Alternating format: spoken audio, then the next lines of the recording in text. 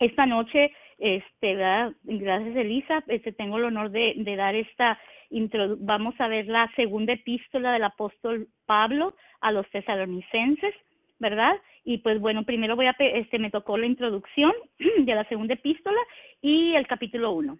El capítulo 1 está chiquito, tiene nada más 12 versículos, pero primero voy a empezar con la introducción. Así que en el nombre de Jesús, amén. Pablo escribió esta carta desde Corinto, ¿verdad? La carta de la segunda epístola, en menos de un año después de que escribiera Primera de Tesalonicenses, ¿verdad? Porque estamos viendo la segunda. Entonces, otra vez, Pablo escribió esta carta, la segunda epístola, desde Corinto, en menos de un año después de que escribiera Primera de Tesalonicenses. Pablo y sus compañeros, ya sabemos que era Timoteo y Silas, habían visitado Tesalónica en el segundo viaje misionero de Pablo. Esto está en Hechos 17, del 1 al 10. En aquella visita establecieron la iglesia de Tesalónica, pero Pablo tuvo que salir apresuradamente por causa de la persecución. Esto lo motivó a Pablo a escribir su primera carta, la de Primera de Tesalonicenses, la que contiene palabras de consuelo y aliento. Después, Pablo oyó sobre la forma en que los tesalonicenses habían reaccionado a su carta. Pero las buenas noticias eran que seguían creciendo en su fe. Pero las malas noticias eran que se estaban difundiendo falsas enseñanzas acerca del regreso de Cristo. Y esto llevaba a algunos a que dejaran sus trabajos y se dedicaran a esperar el fin del mundo. De modo que Pablo tuvo que volverles a escribir. Mientras que el propósito de la primera carta de Pablo fue confortarles con la seguridad de la segunda venida de Cristo, esta segunda carta tenía el propósito de corregir falsas enseñanzas acerca de la segunda venida del Señor. Ahora, Pablo y Silas y Timoteo estuvieron juntos en Corinto. Otra vez ya lo dijimos, esto está en Hechos 18:5. Pablo escribió esta carta en nombre de los tres. Con frecuencia incluía a Timoteo como corremitente de sus cartas, ¿verdad? Esto lo vemos en Filipenses 1:1, Colosenses 1:1 y Primera de Tesalonicenses 1:1 también. Ahora, Tesalónica, la ciudad de Tesalónica, era la capital y era la ciudad más grande de la provincia romana de Macedonia. La carretera más importante que se extendía desde Roma hasta el oriente precisamente pasaba por Tesalónica. Esta carretera, junto con la ciudad portuaria, hicieron de Tesalónica uno de los centros comerciales de mayor riqueza y de mayor desarrollo en el Imperio Romano. Y ella era reconocida como una ciudad libre y que se le permitió autogobernarse. Ahora, debido a este clima abierto, la ciudad de Tesalónica tenía muchas religiones paganas e influencias culturales que eran un desafío precisamente para la fe cristiana. Ahora, esta segunda epístola del apóstol Pablo a los tesalonicenses, esta primera carta del apóstol Pablo animó precisamente a ellos, a los tesalonicenses, pero después de su llegada, semillas adicionales de falsa doctrina fueron sembradas entre los miembros de la iglesia, haciéndoles tambalear en su fe. Pablo respondió escribiendo esta segunda carta y aclarando los asuntos doctrinales que habían sido objeto de tanta confusión. El apóstol Pablo empieza elogiando a los creyentes por su fidelidad en medio de la persecución y animándolos porque su sufrimiento presente será compensado en una medida mucho mayor con gloria futura. Por lo tanto, aún en medio de sus terribles pruebas, ellos deberían vivir confiadamente y con la expectativa esperanzadora de un futuro esplendoroso. Enseguida, Pablo aborda el asunto central de su carta, que es corregir un malentendido en cuanto a la segunda venida del Señor Jesús, ya que ciertos y falsos maestros dijeron que Cristo ya había regresado por su iglesia y que los tesalonicenses se habían quedado. Por eso, El apóstol Pablo les aseguró a los creyentes que el Señor aún no había llegado. Como evidencia, expuso en detalle los acontecimientos extraordinarios que tomarían lugar después de que Jesús regresara por ellos. Y les da 3 puntos. El número 1 es: la apostasía de la iglesia debe ocurrir. Esto lo vamos a ver precisamente en Segunda de Tesalonicenses, pero en el siguiente capítulo, en el capítulo 2, así que va a estar bien interesante. Número 1 es: la apostasía de la iglesia debe ocurrir.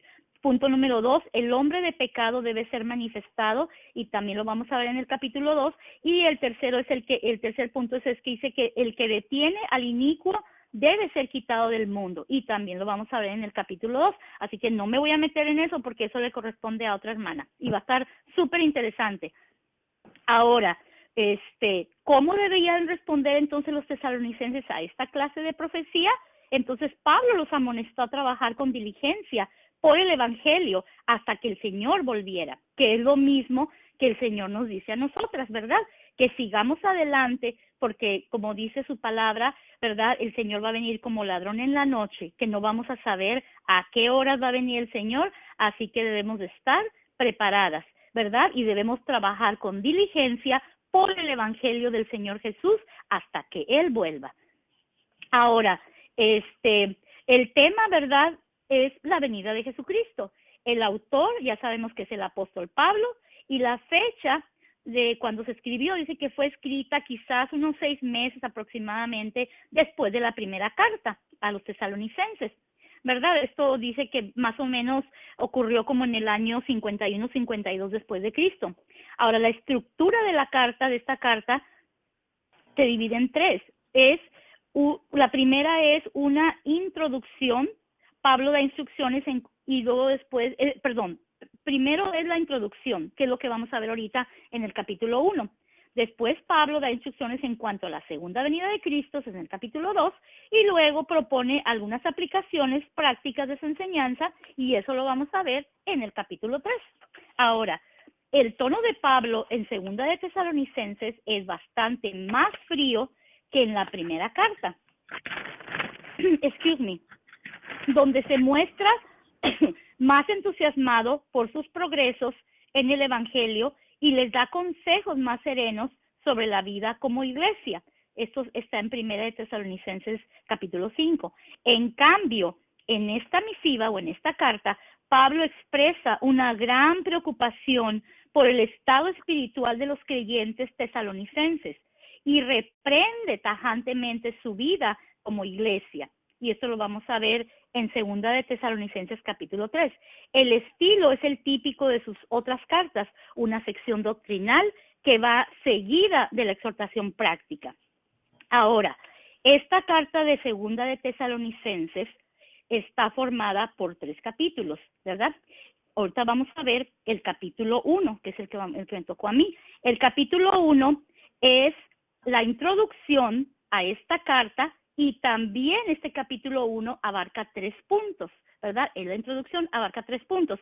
El primer punto es la salutación, o sea, los saludos que Pablo, Silas y Timoteo van a dar a la iglesia. El punto número 2 es agradecimiento, y ese es del versículo 3 al 10. El primero, la salutación, es el versículo 1 y 2. El segundo punto es agradecimiento, y abarca del versículo 3 al 10.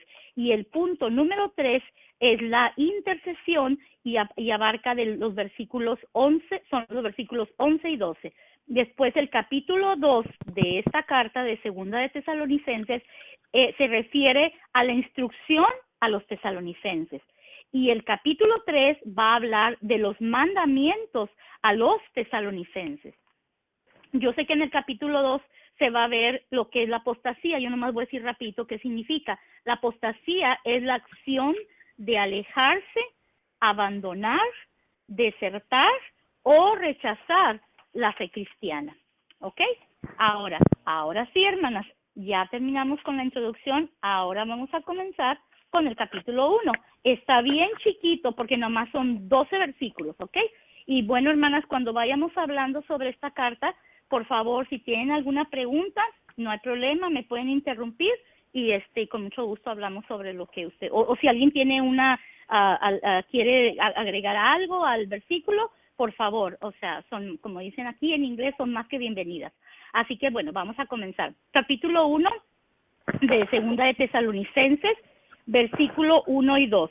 Dice, Pablo, Silvano era Silas, y Timoteo, a la iglesia de los tesalonicenses, en Dios nuestro Padre y en el Señor Jesucristo.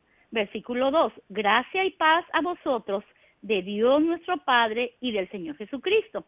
Ahora, quiero hacer un pequeño hincapié en estos dos versículos, porque si ustedes se fijan, se repiten el nombre de Dios y el del Señor Jesucristo. Y ahora vamos a decirle por qué.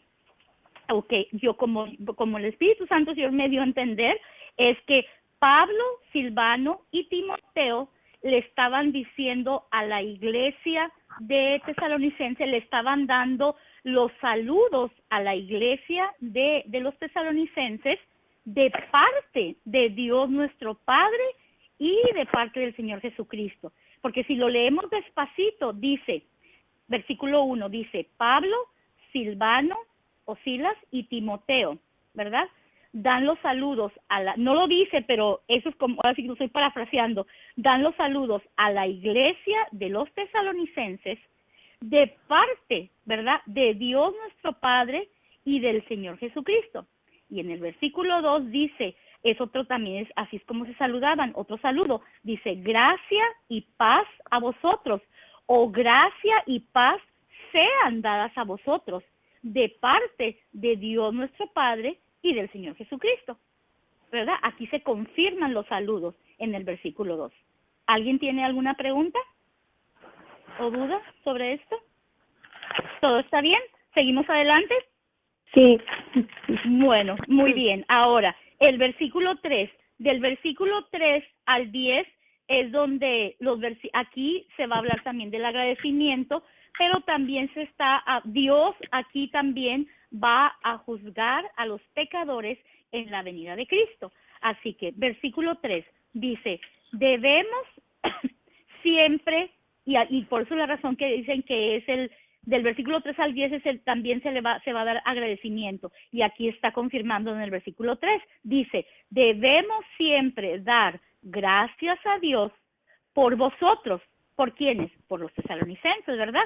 Dice, hermanos, como es digno, por cuanto vuestra fe va creciendo, ¿verdad? Así lo está diciendo Pablo. Dice, y el amor de todos y cada uno de vosotros abunda para con los demás, ¿verdad? So, aquí en este versículo, hermanas, más allá del contenido de sus cartas, el estilo de Pablo era siempre confirmar. En gran parte de sus cartas, él ya empezaba subrayando lo que más apreciaba de sus lectores y dando a conocer el gozo que sentía por su fe en Dios. Nosotros o nosotras también deberíamos buscar la forma de animar y de edificar a otros creyentes, especialmente a los nuevos. Pero independientemente de eso, debemos siempre nosotras, como hermanas en Cristo y como hijas del Señor, como hijas de Dios, debemos buscar siempre la forma de animar a otras hermanas y de edificarlas también a ellas, para que ellas también vayan, así como aquí los tesalonicenses, vayan creciendo en su fe y en el amor al Señor. Ahora, versículo 4 dice, tanto que nosotros, es que se junta el versículo 3 con el 4, dice, porque, voy a leer lo último del versículo 3, donde dice, y el amor de todos y cada uno de vosotros, de los tesalonicenses, dice, abunda para con los demás. Y ahora sí el versículo 4 dice, tanto que nosotros mismos, o sea, Pablo, Silas y Timoteo, dice, tanto que nosotros mismos nos gloriamos de vosotros en las iglesias de Dios, por vuestra paciencia y fe en todas vuestras persecuciones y tribulaciones que soportáis. O sea que aquí el apóstol Pablo los está exhortando, pero de buena manera, los está alabando a los tesalonicenses y les está diciendo, dice, nosotros nos gloriamos de ustedes o de vosotros en las iglesias de Dios. Dice, porque ustedes son pacientes, porque ustedes tienen fe a pesar de que ustedes están sufriendo persecución y tribulación, esto último ustedes lo soportan. Y eso es algo muy hermoso. Y creo, hermanas, que, híjole, gloria a Dios que aquí en este país nos permiten, ¿verdad? Todavía no hay ni persecución ni tribulación por predicar la palabra de Dios. Sabemos que algún día, a lo mejor en el futuro, va a venir esto, porque está escrito en la palabra del Señor, pero aquí Pablo les está dando ese ánimo, ¿verdad? Y eso es hermoso. Ahora, la clave, ¿verdad? La clave para sobrevivir a la persecución y a las pruebas, precisamente es la perseverancia, tener perseverancia y fe. Entonces, en el Señor, ¿verdad? Ahora, cuando enfrentamos problemas abrumadores, podemos tener fe de que Dios está usando estas pruebas para nuestro bien y para su gloria. Saber que Dios es justo nos da confianza en medio de nuestros problemas, porque sabemos que Él no nos olvidará. En el perfecto tiempo de Dios, Él nos librará de nuestro sufrimiento y castigará a los que nos persiguen. Ahora, esta es una pregunta, para nosotras. ¿Puede usted confiar en el tiempo de Dios? Ahora, como les digo, no me responda, se lo dejo como tarea. Le repito la pregunta. Esa es una pregunta para cada una de nosotras. ¿Podemos nosotros o puede usted confiar en el tiempo de Dios? Y como le digo, no me responda, se lo dejo de tarea. Ahora, ¿quieren que continuemos? ¿Alguien tiene algo que decir o continuamos? Sí, Mari, yo iba a decir que aunque aquí en este país tenemos la libertad de predicar la palabra, sin embargo, bien sutilmente están limitándonos. O sea, ya vemos, ¿verdad?, que quitaron, ya en las escuelas no se puede llevar Biblias, o sea que poco a poco lo están haciendo bien sutilmente, pero sí ya está comenzando. No es una persecución como tal, pero sí ya están comenzando a limitarnos, a querer callarnos poco a poco. O sea que tenemos que tener eso presente. Sí, es cierto, pastora, porque en realidad también en las escuelas no se puede orar, no nos permiten orar. Antes yo creo que se podía, pero ahora ya no. Ahora ya no lo hacen. Y pues hay que estar orando también, entonces, por los misioneros que van para la China, que van para el Asia, para esos países que allá sí de verdad los están persiguiendo y los están atribulando, definitivamente. Amén. Versículo 5 dice, esto es demostración del justo juicio de Dios, para que seáis tenidos por dignos del reino de Dios, por el cual asimismo padecéis. Versículo 6, porque es justo delante de Dios pagar con tribulación a los que os atribulan. Y lo que pasa aquí en el versículo 5 es que cuando nosotros vivimos por Cristo, nosotros vamos a experimentar problemas. O sea, nadie nos dijo que al aceptar al Señor Jesús como nuestro Salvador personal íbamos a vivir felices y contentas. No, sí lo vamos a vivir, pero en Cristo Jesús. Y que vamos a experimentar problemas, claro que sí, pero el Señor nos va a sacar de todos esos problemas. El Señor aquí lo dice en su palabra, que Él nos va a ayudar, nos va a exhortar, nos va a animar a que sigamos adelante, porque cuando nosotros aceptamos al Señor como nuestro Salvador personal, gloria a Dios por eso, fuimos selladas con su Espíritu Santo. Y el Espíritu Santo es el que está aquí en la tierra ahorita y es el que nos ayuda. A Él debemos de pedirle todo lo que necesitemos, todo lo que podamos, como Él decirle, Espíritu Santo, guíanos, ayúdanos, permítenos hacer esto, ayúdame a pensar qué voy a hacer, pero verdad también la Biblia dice, verdad, que no debemos de preocuparnos porque Dios, nosotros somos sus hijas, somos la niña de sus ojos, verdad, así que debemos de confiar totalmente, 100% en el Señor y el Espíritu Santo nos ayuda tremendamente. Así que al vivir por Cristo, hermanas, experimentaremos problemas porque estamos tratando de ser el pueblo de Dios en un mundo perverso. Algunos dicen que los problemas son la consecuencia del pecado y la falta de fe, pero Pablo enseña que pueden ser parte del plan de Dios para los creyentes. Nuestros problemas nos pueden ayudar a mirar hacia arriba, ¿verdad? Cuando tenemos problemas, ¿qué hacemos? Señor, ayúdame, Señor, guíame. Entonces, por eso dice, nuestros problemas nos pueden ayudar a mirar hacia arriba y hacia adelante, en lugar de hacia adentro. Y eso se ve, eso lo podemos ver en Marcos 13, del 35 al 36. También está en Filipenses 3, del 13 al 14. Ahora, esto ayuda a formar un carácter firme, o que nosotros nos ayuda más bien a que nosotros nos formemos un carácter firme en el Señor. Y esto está en Romanos 5, versículos 3 y 4. Y también nos pueden dar oportunidades para consolar a otros que también están teniendo dificultades. Esto está en 2 de Corintios 1, del 3 al 5. Ahora, sus problemas muy bien podrían ser un indicador de que está tomando una postura por Cristo. O sea, de que usted de verdad quiere seguir al Señor, y cuando uno sigue a Dios, o sea, no es de que, o sea, nada más así, algo fácil, sino que al seguir a Cristo, ser un soldado de Cristo, trae muchas consecuencias también, pero como decimos, ¿verdad? Y a veces trae problemas, pero no importa, el Señor nos va a sacar de cada uno de ellos y nos va a ayudar. Ahora, ¿alguien tiene algo que decir? ¿O continuamos? ¿Seguimos? Ok, bueno, el versículo 7 dice, y a vosotros, versículo 7, y a vosotros que sois atribulados, daros reposo con nosotros cuando se manifieste el Señor Jesús desde el cielo con los ángeles de su poder en llama de fuego para dar retribución a los que no conocieron a Dios ni obedecen al evangelio de nuestro Señor Jesucristo. Bueno, aquí, sobre todo del 5 al 7, dice que el consuelo tiene dos dimensiones, según lo que menciona Pablo.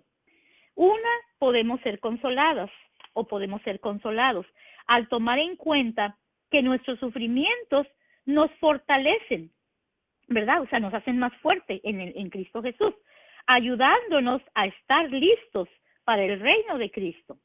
También podemos ser consolados en el hecho de que un día cada una de nosotras estaremos delante de Dios. Entonces, lo erróneo será corregido. La sentencia será dada a conocer y la maldad va a terminar. Ahora, en el versículo 9, permítanme, sí, en el versículo 9 dice, los cuales sufrirán pena de eterna perdición, excluidos de la presencia del Señor y de la gloria de su poder.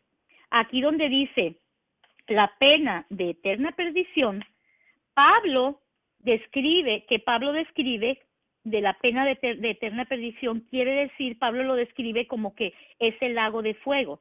Esto lo vamos a ver en Apocalipsis 20:14. El lago de fuego es el lugar de separación eterna de Dios. Aquellas personas que han sido separados de Dios en la eternidad ya no tienen ninguna esperanza de salvación.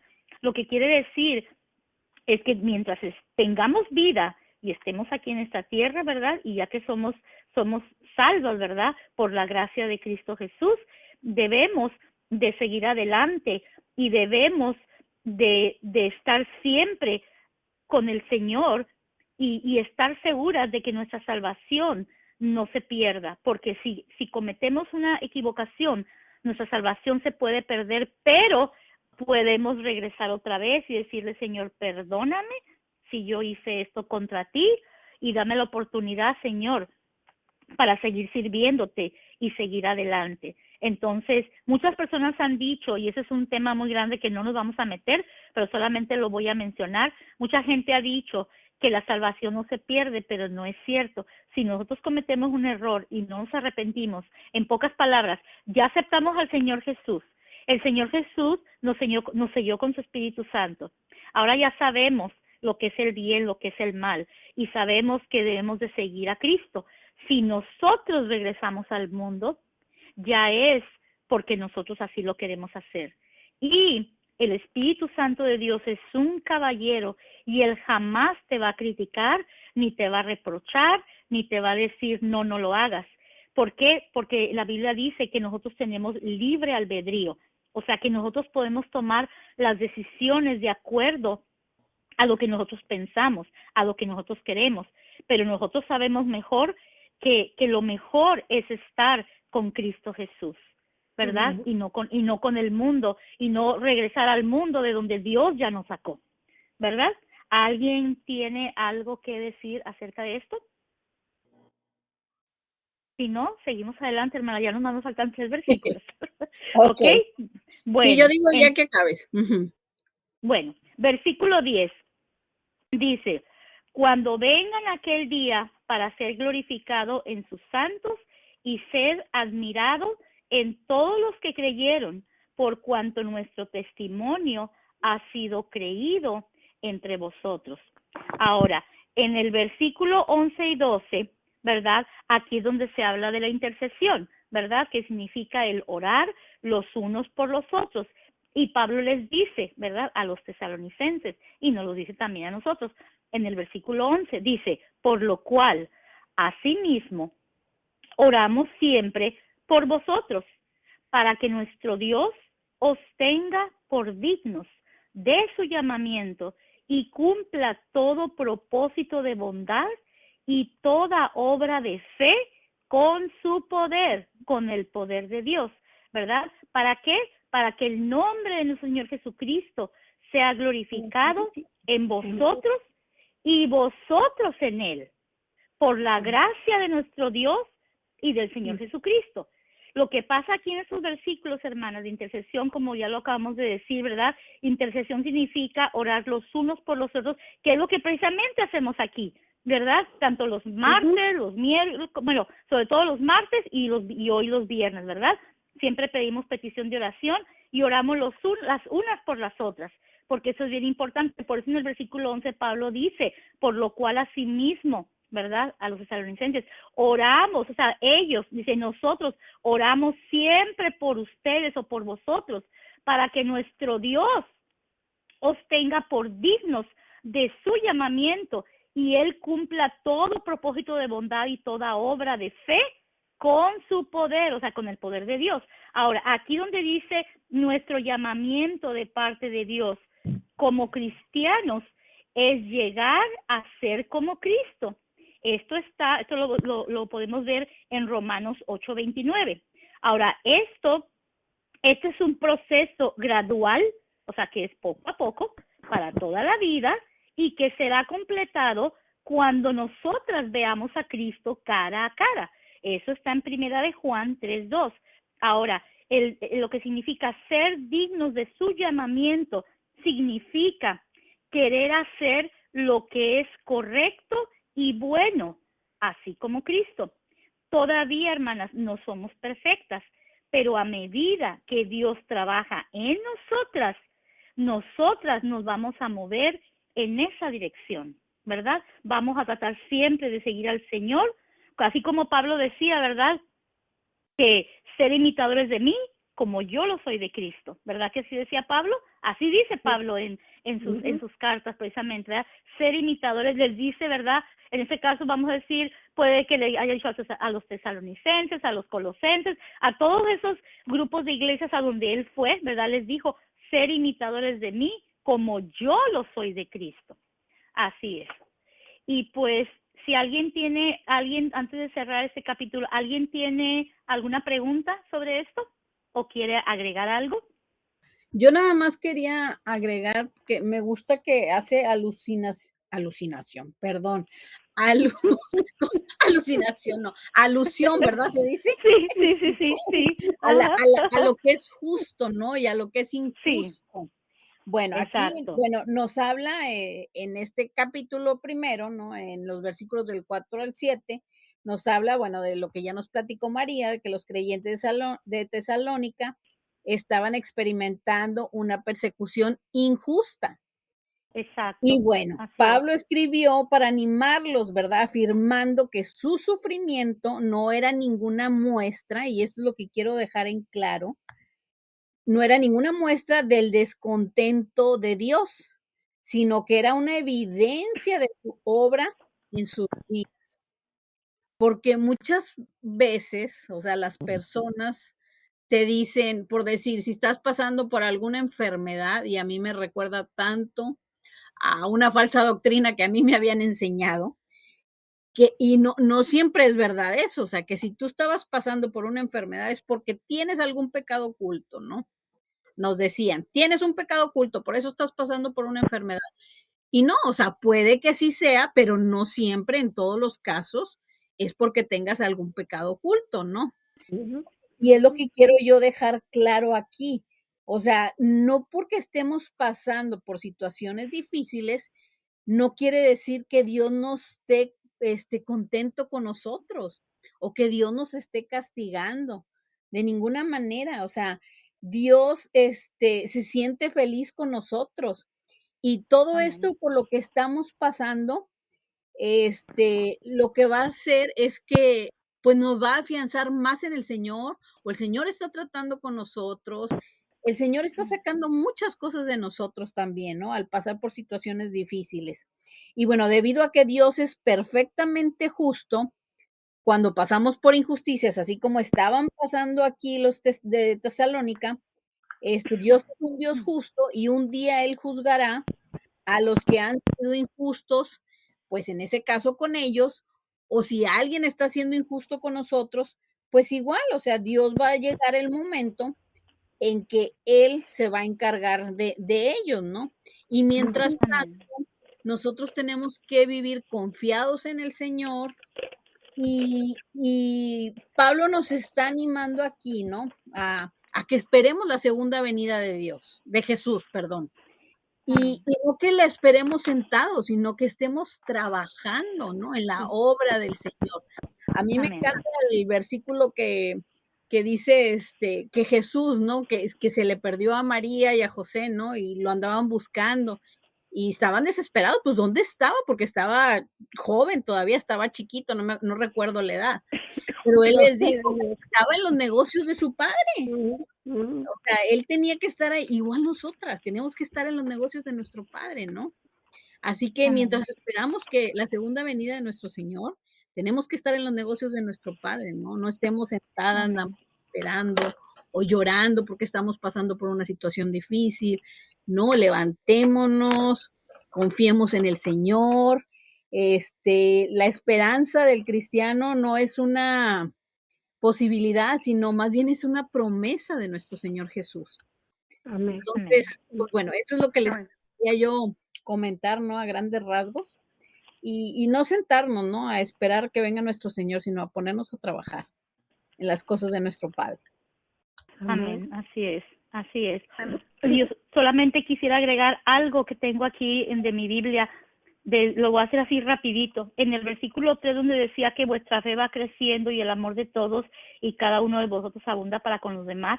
Aquí el autor dice Amén. que la persecución creciente que los tesalonicenses estaban enfrentando había podido arruinar su confraternidad, pero como ellos estaban madurando en su relación con el Señor y se habían sometido a su dirección, la iglesia se mantuvo unificada, o sea, unida. Amén.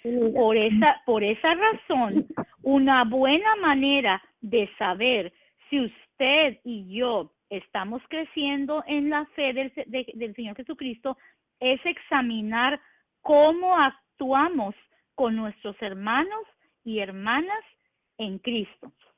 O sea, por ejemplo, si yo veo que una persona tiene una necesidad y solamente le digo, bueno, que Dios te bendiga y adiós, pero si yo en ese momento sé que yo le puedo ayudar, o sea, ¿por qué no? ¿Por qué no ayudarla? Porque esto es lo que el Señor Jesús nos enseña. Ahora, aquí hay varias preguntas. Dice, ¿abunda su amor hacia ellos? ¿Siente cada vez más usted la urgencia para interceder por ellos? Su amor a Dios debería fomentar e inspirar la unidad dentro de la iglesia. Por supuesto, claro que sí, debe de fomentar esa unidad dentro de la iglesia. Ahora, Los creyentes en Tesalónica no podían entender por qué enfrentaban tal persecución y adversidad, por qué Dios estaba permitiendo que fueran acosados por gente malvada. Tal vez nos sintamos de una manera similar. Sin embargo, al igual que los tesalonicenses, acuérdense, hermanas, no somos de este mundo, nomás estamos aquí de pasada, ¿verdad? Porque sabemos que nuestro mundo es cuando el Señor Jesucristo venga por nosotros en el rapto. Ahora, Dios nos vindicará a su debido tiempo. Hasta entonces, aguardamos anhelosamente el regreso de Cristo, precisamente. Ahora, nos debemos acordar que en Tesalónica había falsos maestros que decían a la gente que cuando una persona muere sin Cristo, simplemente deja de vivir o es destruida de alguna manera. Pero esto no es cierto. Cada persona existirá eternamente. Los creyentes en el cielo con el Señor y los incrédulos en el eterno lago de fuego y azufre que nunca se extingue, que dijimos que está en Apocalipsis 20:15 y Apocalipsis 21:8.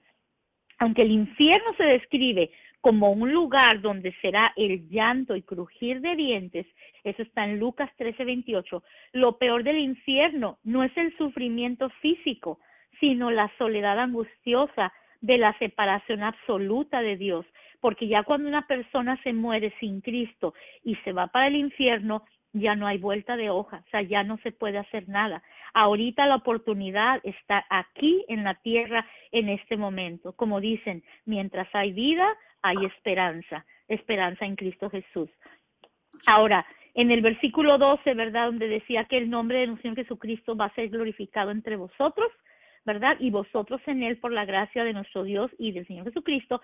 Jesús es glorificado en nosotros cuando hacemos gustosamente su voluntad, sometiéndonos a las indicaciones de su Espíritu Santo. Ahora, debemos honrar a Jesús como nuestro Señor y como nuestro Salvador y reconocer que Él es infinitamente digno de nuestro servicio, pues cuando lo hacemos, Él recibe toda la honra y toda la gloria, todo el poder y toda la alabanza por las cosas grandes que Él hace y a través de nosotros. Y pues bueno, hermanas, yo ya terminé. Le paso el tiempo a Elisa. No sé si alguien más quiera decir algo, pero yo ya terminé. Así que espero en el nombre de Jesús que hayan sido bendecidas con este capítulo 1, que aunque fue cortito, amén, pero yo lo vi que estuvo muy bonito. No, la verdad. De Jesús. Amén. Sí, la verdad Sí, que amén. Muy bonito y lleno pues, de enseñanza y de esperanza, ¿no?